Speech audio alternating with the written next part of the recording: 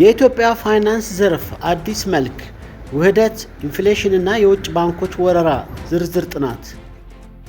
የኢትዮጵያ የባንክ ኢንዱስትሪ ለሶስት አስርት ዓመታት በለዘብተኛ ጥበቃ ፕሮቴክሽኒስት ፖሊሲ ውስጥ ቆይተዋል።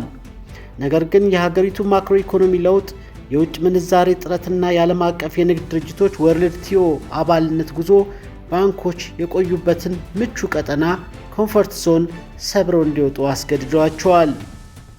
አንደኛ፣ የግል ባንኮች መዋሃድ መርጀር ኤንድ አኩዚሽንስ። የኢትዮጵያ ብሔራዊ ባንክ እስከ ሰኔ 2018 2026 ባንኮች ካፒታላቸውን 5 ቢሊዮን ብር እንዲያደርሱ ያስገድደው ለምን እንደሆነ በ3 ነጥብ ማየት ይቻላል።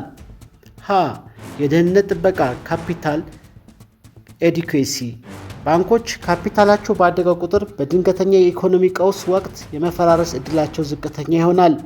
30 የሚጠጉ ባንኮች በትንሽ ካፒታል ከመንቀሳቀስ 10 ወይም 15 ጠንካራ ግዙፍ ባንኮች መኖራቸው ለሀገር ኢኮኖሚ ዋስትና ነው።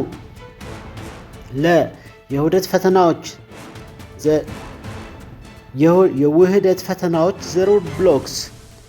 የባለቤትነት ስሜት ኤጎ ኤንድ ብራንድ አይዴንቲቲ። ብዙዎቹ ባንኮች በጎሳ፣ በሃይማኖት ወይም በተወሰኑ የህብረተሰብ ክፍሎች መታወቂያ ሆነው የተመሰረቱ በመሆናቸው ስማቸውን አጥፍተው ከሌላ ጋር ለመዋሃድ የስነ ልቦና እንቅፋት አለባቸው። የቴክኖሎጂ መደራረብ። አንደኛው ባንክ የሚጠቀመው ሶፍትዌር ከሌላኛው ጋር ላይጣጣም ይችላል። ይህንንም ለማቀናጀት ከፍተኛ ወጪና ጊዜ ይጠይቃል። ሐመርሃ የውህደት ዕድሎች።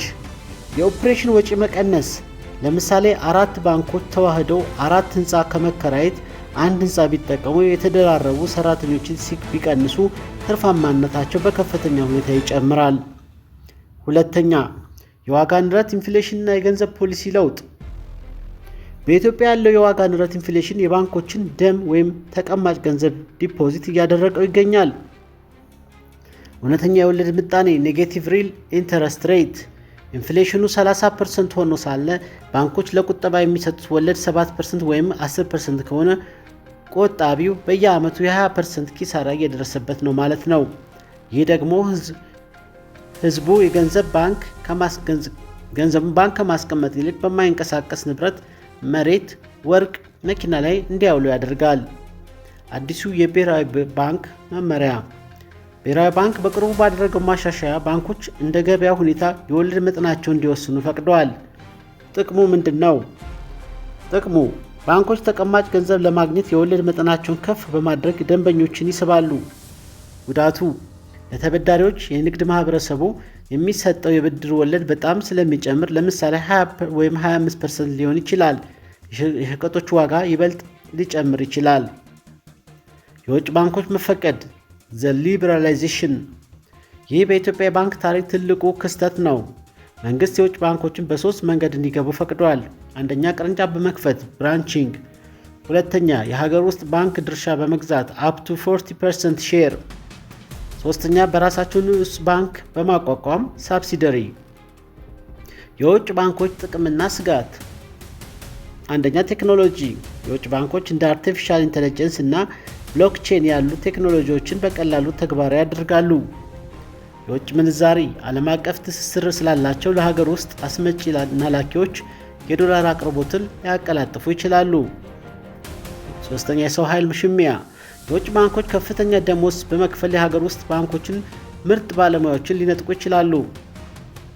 የኢትዮጵያ ባንኮች ከፊታቸው 2 ምርጫዎች አሏቸው፣ መዘመን ወይም መዋጥ። ለባንኮች የቀረበ ምክረ ሀሳብ ሪኮሜንዴሽንስ። አንደኛ፣ በፍጥነት መዋሃድ። የካፒታል መስፈርቱን ለማሟላት የመጨረሻው ዓመት ከመጠበቅ ይልቅ አሁኑኑ ስትራቴጂካዊ ውህደት መፍጠር። ሁለተኛ፣ ዲጂታላይዜሽን። የጡብና ሲሚንቶ ቅርንጫፎችን ከማስፋፋት ይልቅ በሞባይል ባንክ እና በዲጂታል ክፍያ ላይ ማተኮር።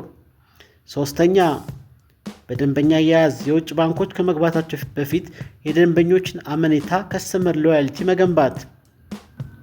ክቡራትና ክቡራን፣ የኢትዮጵያ የባንክ ዘርፍ ከጥበቃ ወደ ውድድር ተሸጋግሯል። የግል ባንኮች ተዋህደው ግዙፍ ይሆናሉ ወይስ በውጭ ባንኮች ተውጠው ታሪክ ይሆናሉ? የዋጋ ንረቱስ የባንክ ኢንዱስትሪውን ወዴት ይወስደዋል?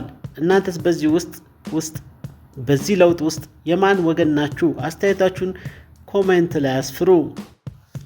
የካፒታል መስፈርትና የባንኮቹ ቁመና። የኢትዮጵያ ብሔራዊ ባንክ ኤንቢኢ ያስቀመጠው የ5 ቢሊዮን ብር ገደብ በባንኮች ላይ የፈጠረው ጫና በቁጥር ሲሰላ። ባንኮች ቁጥር። በአሁኑ ወቅት በኢትዮጵያ 31 የግል ባንኮችና 2 የመንግስት ባንኮች አሉ። የካፒታል ክፍተት። ከ31 የግል ባንኮች መካከል እስከ 2024 መጨረሻ ድረስ 5 ቢሊዮን ብር መስፈርቱን ማሟላት የቻሉት ከ10 እስከ 12 የማይበልጡት ለምሳሌ አቢሲኒያ፣ አዋሽ እና ዳሽን ናቸው። የውህደት አስፈላጊነት።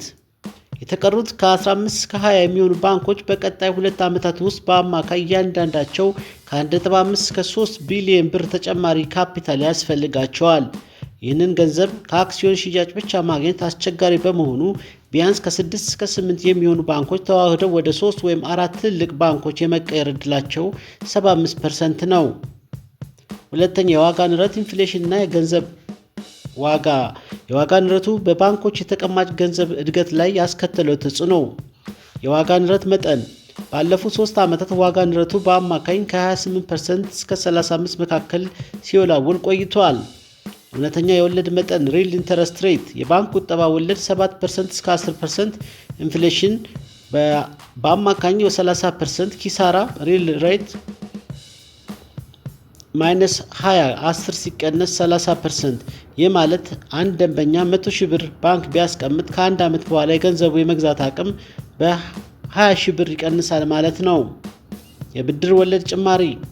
ብሔራዊ ባንክ የወለድ መጠኑ ከገበያ እንዲወሰን ካደረገ በኋላ የብድር ወለድ ከነበረበት ከ14 እስከ 18% ወደ 22 እና 28% ከፍ ይላል ተብሎ ይገመታል።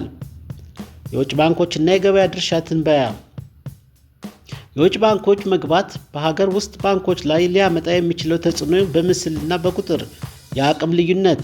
የኬንያው KCB ባንክ ጠቅላላ ሀብት ቶታል አሴት ከኢትዮጵያ ጠቅላላ የግል ባንኮች ሀብት ድምር ጋር ሊቀራረብ ይችላል።